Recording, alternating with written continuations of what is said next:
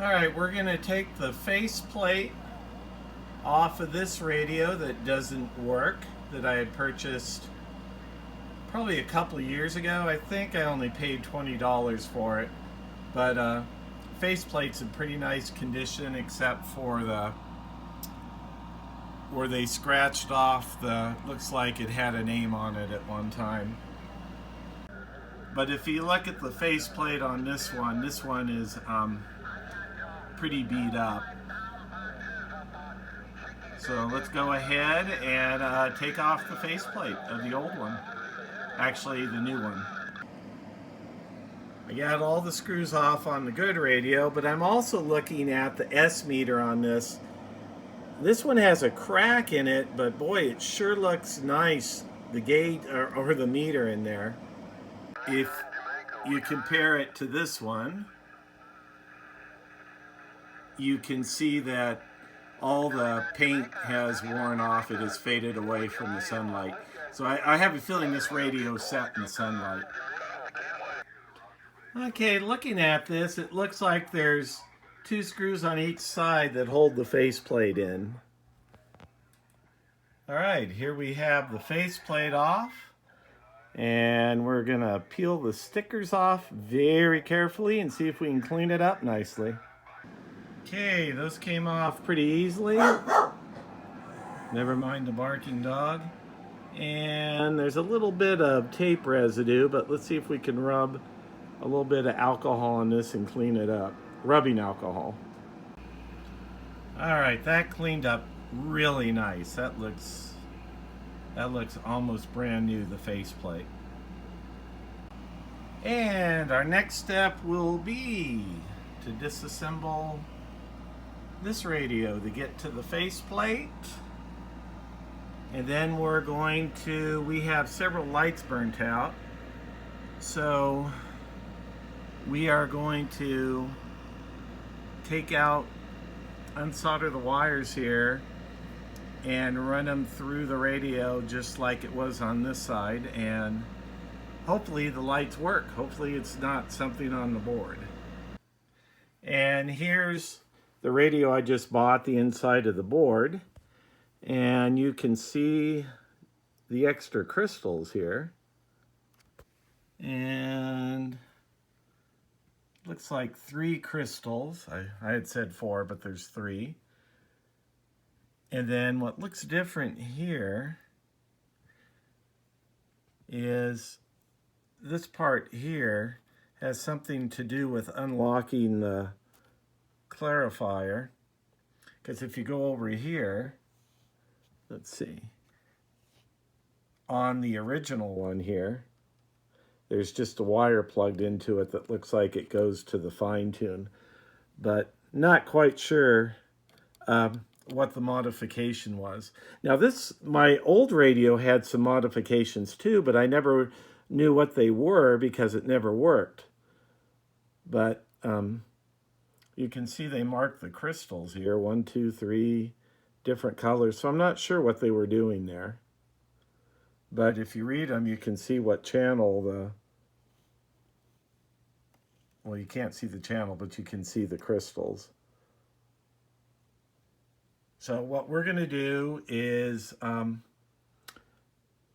transfer the meter over to my new radio, and we're going to transfer the lights that don't work. All right, first light we're going to replace is the channel selector light. So we're just going to remove it from the good radio and put it on from the bad radio and put it onto our new radio. And to do that, we're just going to unsolder the wires. All right, off with the old.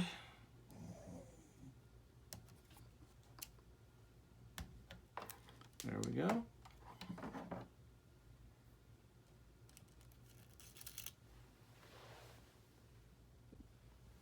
And let's do the new one.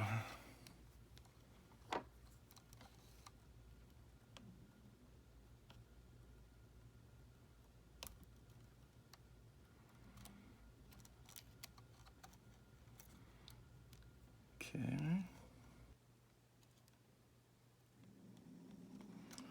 There's one.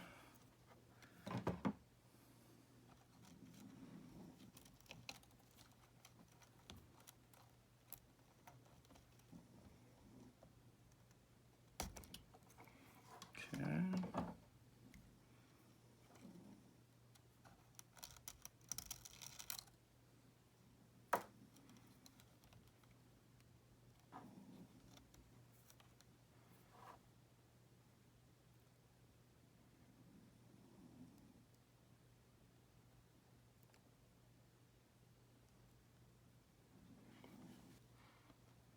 Okay, we look good.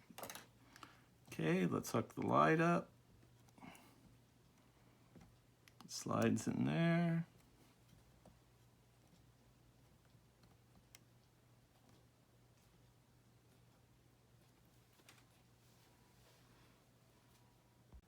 And with the power hooked up, we now have a channel light. Now on the old radio, when you power it on, you can see the light that illuminates the meter here. And then on the other side is red tape over it, and that is for the transmit. Now on our new radio, the transmit works, but the light that illuminates the meter does not work. So we're going to switch meters because we said this meter has faded, but we want to take the case and switch the lens on both of them because the old one has a crack in it and the new one doesn't. And we're going to replace the light bulb right here with the old radio. So let's go ahead and do that. All right, we hooked the new light up to the new radio over here. So now the meter lights up. Now here we just pried the meter out and we need to unsolder it and take the lens out. We're going to put the meter over here and we're going to take the lens off and switch them because the new one has a crack. Well, you can't see it, but there's a little crack in it.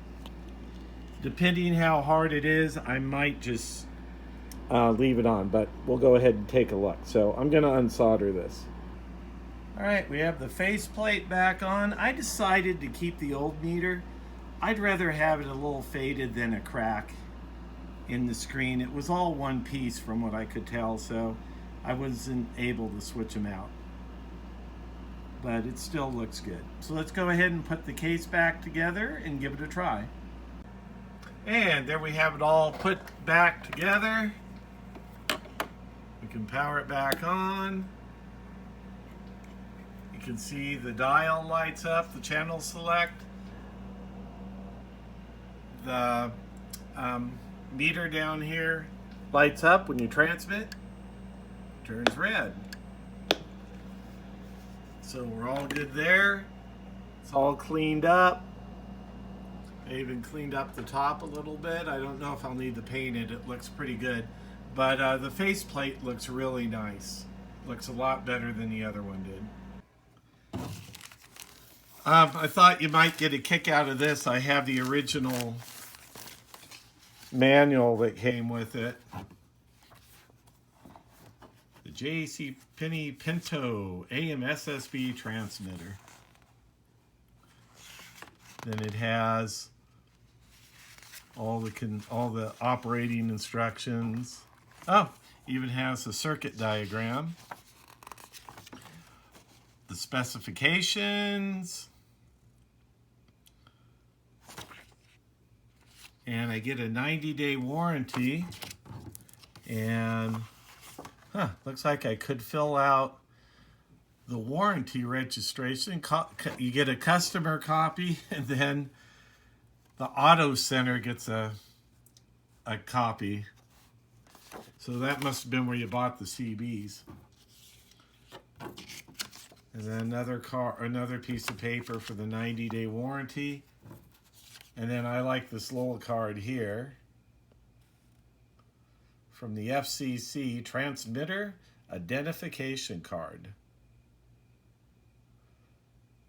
And you'd have to put your name, where the radio was located, transmitter operating frequencies, and oh, you had your station call sign up there also. So this was your card to prove you had a license, I guess. So that's pretty cool. So anyway, that's my video for today. I think that came out really nice.